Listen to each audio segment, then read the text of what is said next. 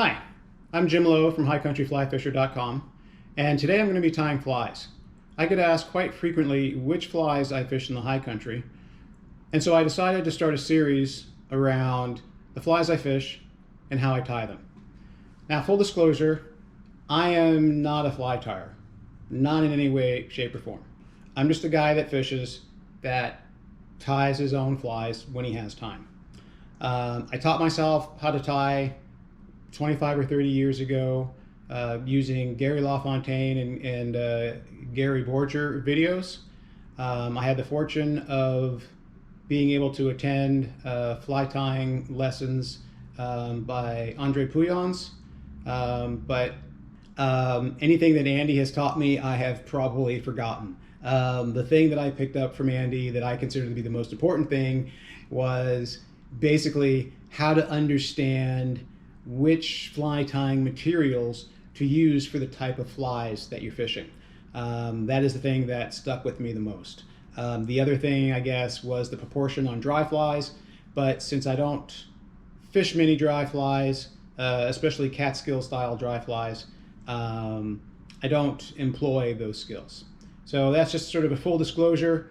You'll probably see things here that maybe you would do differently or a professional fly tyer would do differently, and that's fine. This is just the way that I've adapted myself over the years. Today I'm going to be tying the soft hackle, bead head, gold ribs, hare's ear.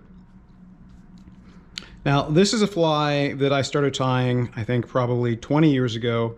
At that time I was reading a lot of British stillwater books. I was reading a lot of articles written by Charles Jardine, and so this fly just came to me. It's nothing special. I probably adapted it from some other fly that I had seen, but it has worked for me very well over the years. And I tie it in a hare's ear, a natural hare's ear. I also tie it in seal's fur in a black, and both work really well. To tie this fly, you're going to need gold tinsel. And so what I've got here is a UTC extra small silver and gold mylar tinsel. It's silver on one side and gold on the other. Got my fly tying bobbin loaded with a 6/0 uni thread. I've got my bead box, and the beads that I use, I generally use tungsten beads in a variety of shades. I like the brass and the darker colors personally. The fish don't really seem to matter.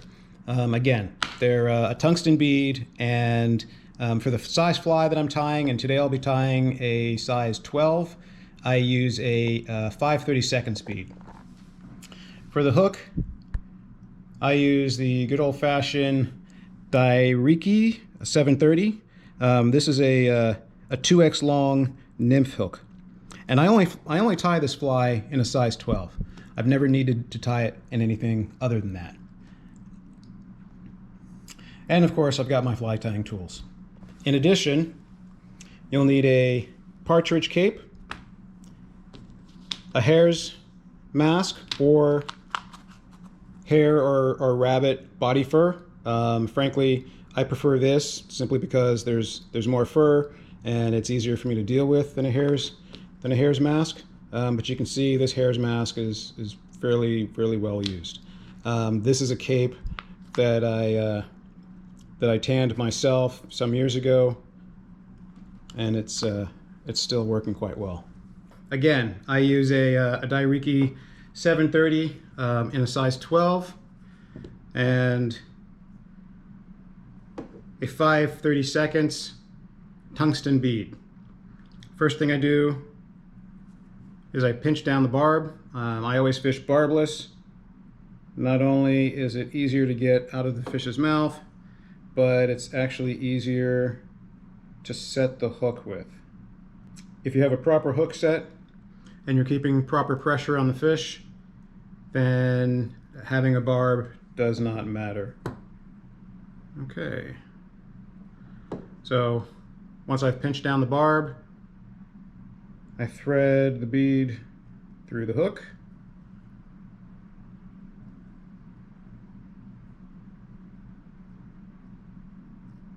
Should also include that I learned how to tie flies from Dick to Lowe videos as well. So if I start saying like thus and so, that's probably where I got that. Okay. First thing I do is just lay down some thread.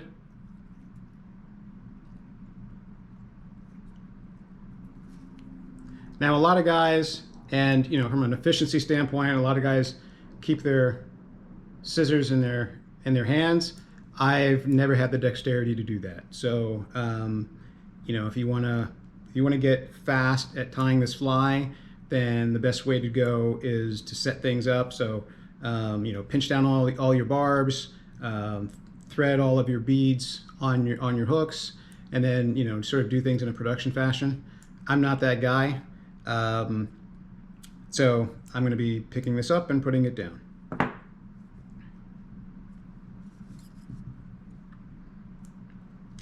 Next, I take some of the tinsel, and again, it's two-sided. It's silver on one side, gold on the other, and I'm going to tie it in with the silver side on top. And I'm looking over my glasses because I'm severely myopic, and I get my best vision this way. Next thing I need is some of the partridge. Now, you know, proportions on flies do matter most of the time, especially if you're tying dry flies. With this fly, I don't think that it actually makes a difference. I try to use the speckled brown part of the partridge. Sometimes I get the speckled gray part. That's okay too. I prefer the speckled brown. And again, these are my preferences, not necessarily the fish's preferences. I have fished this fly so much that it is almost down to a bare hook and it's still catching fish. So that's one of the reasons why you know, I am a firm believer that presentation matters more than fly in most cases. I think this fly works well because it's impressionistic, but most importantly, because it gets down to the fish fast. And again, I can fish this in streams, I can fish it in lakes, and it's caught fish all over. Now, in terms of the length, I would say on this particular hook, I'm going for, I don't know, maybe 2/3 of the hook length, which is probably 1.5 times the gap.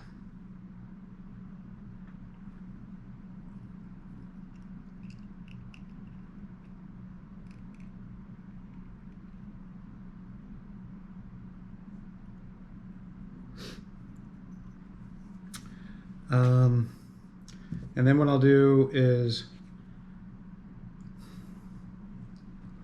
I'll cut away some of this guard hair and underfur and just mix it in together really well.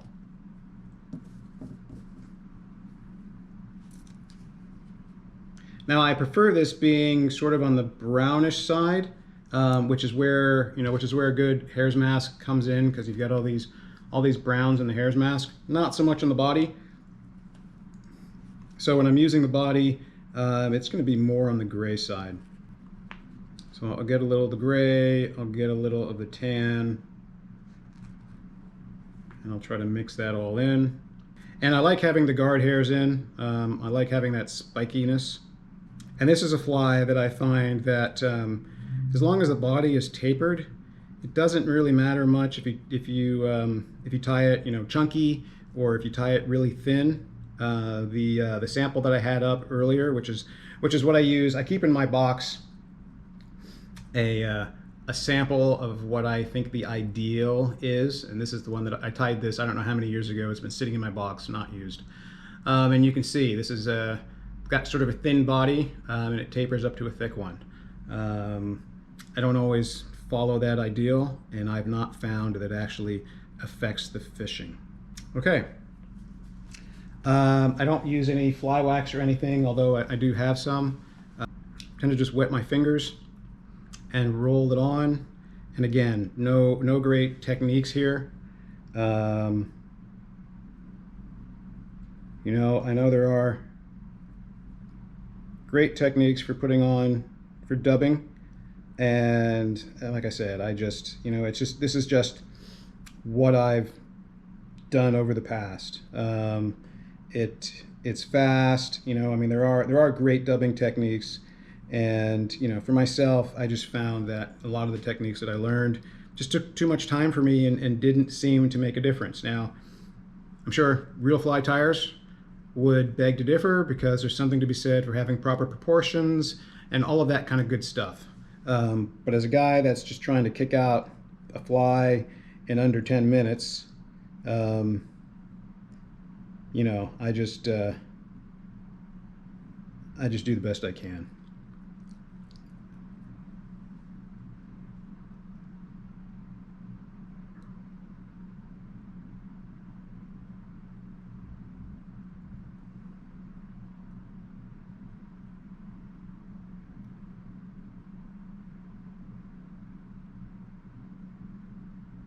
Now, sometimes I'll do what I'm doing now, which is make it progressively thicker as I go forward.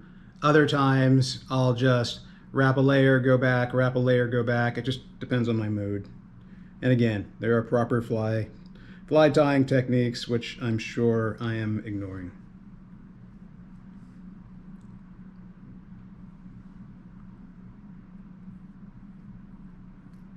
As I get up towards where the thorax should be, what I'll do is I'll tie it so that it's really sort of spiky, which means that I'm twisting on the bottom part and I'm letting the other fibers sort of flare out.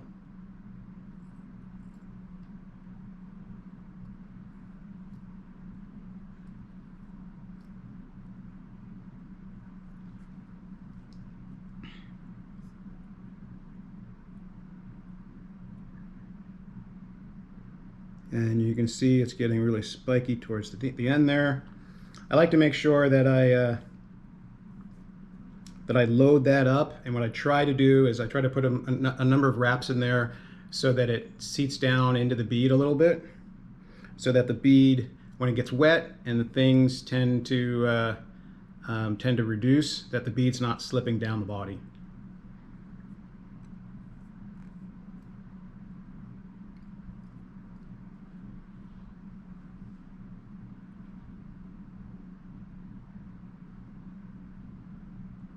Okay, so I'll put some wraps behind the bead, push it down a little bit, see how it's doing.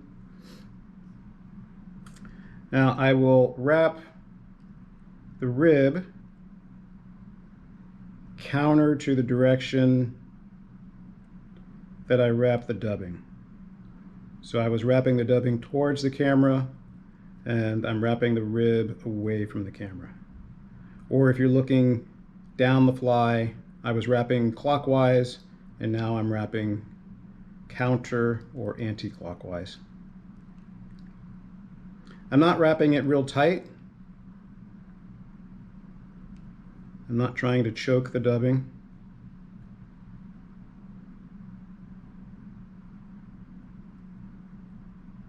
Okay. And another thing that I did learn from Andy is that 3 wraps on any material should cinch it down pretty good. I'm going to do a 4th, I think.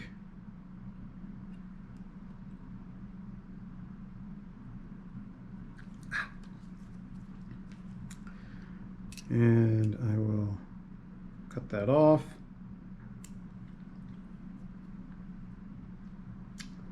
Doesn't look too bad. Now this bead, the head on this bead, or the opening on this bead, is a little bit bigger than most. So I'm going to push this back just a tad so I can get better access to the eye.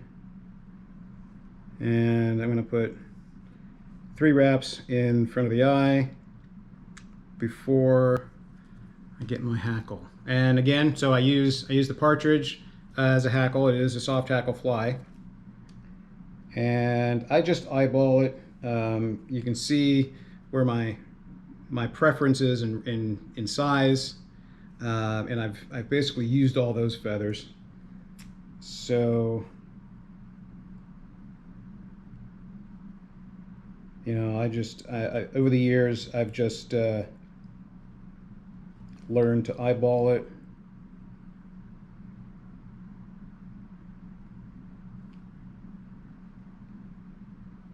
And what I have left is a little bigger or a little smaller than what I would prefer, but it's what I have left. So, and again, I like, especially for this collar, I like to use the brown, and it looks like I am mostly out of the larger.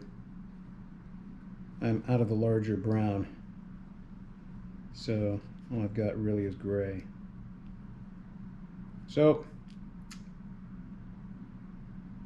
what I could do now, I say I'm out of the larger brown. Now there are, I should be clear. There are other brown feathers in a partridge cape. These are not the feathers that I use. I use the speckled ones, and I like the speckled brown. I don't have any more speckled brown, so we're going to use this gray, and this is a little small. So let's try to find one that's. I rather use a hackle that's larger than I need than smaller than I need, and the reason for that is, the more turns you have of the hackle, the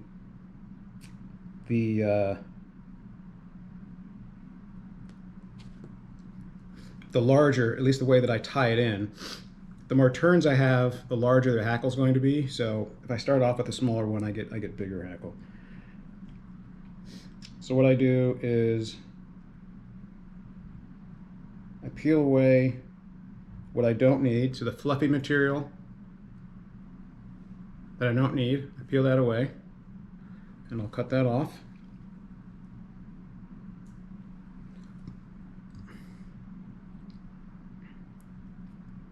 And this hackle, I think, is going to be a little on the small side, but we'll see. And then what I do, I tie it in tip side first. Okay, so I'll tie it in this way, and it'll wrap.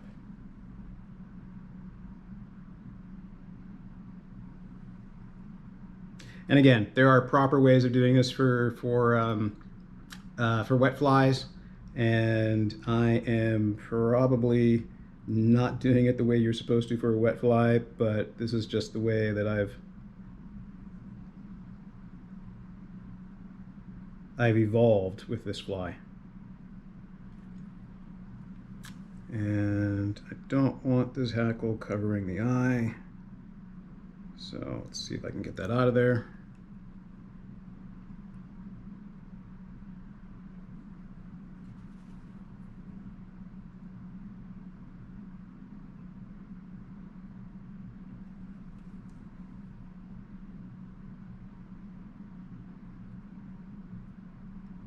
Okay, pulled that out of there, which is good.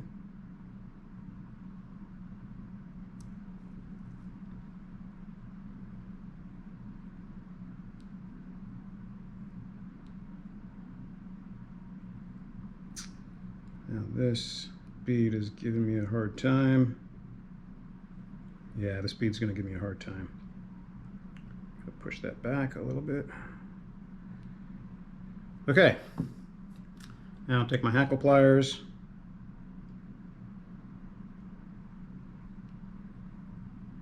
And I'm wrapping, so the curvature of the hackle is towards the back.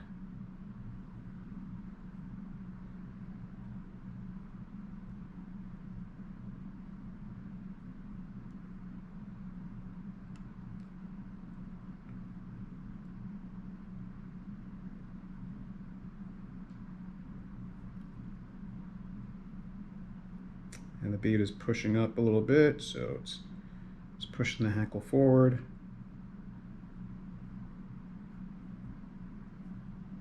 Okay, that actually turned out to be a little bit longer than I would have liked. But again, that's fine. I'd rather have it long than short. And I'll take that. 1,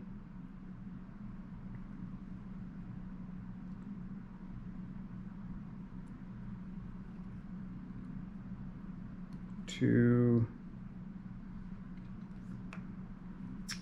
and 3 turns.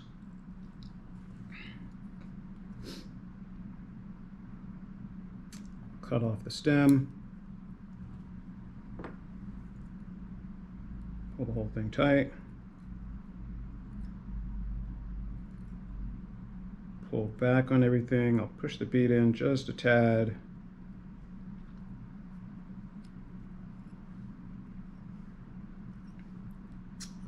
Try my best to get a nice, neat head on this thing.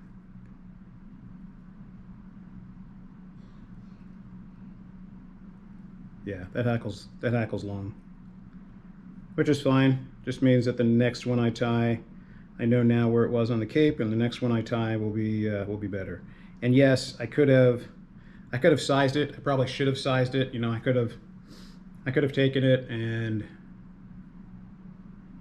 you know, done this sort of thing to try to figure out what size it was going to be.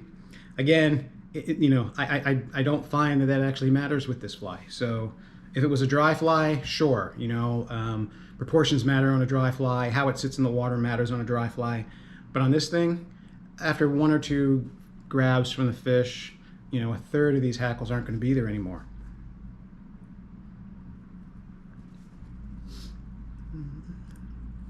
So I've got my whip finisher.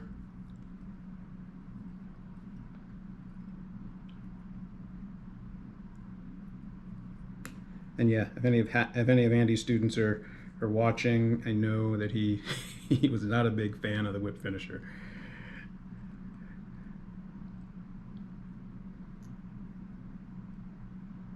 Sometimes I put 2 whip finishes on it.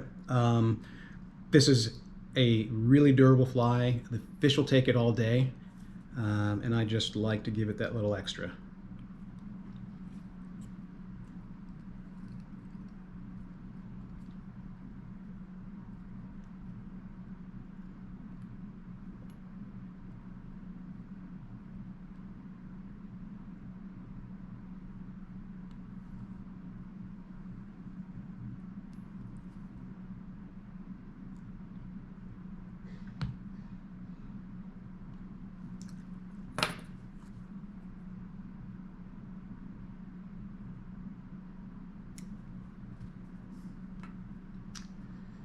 So there you go.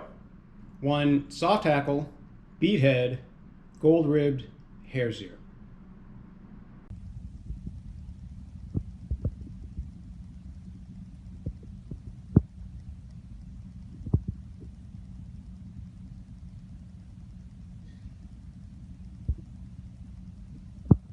Hope you enjoyed the video. Thanks for watching.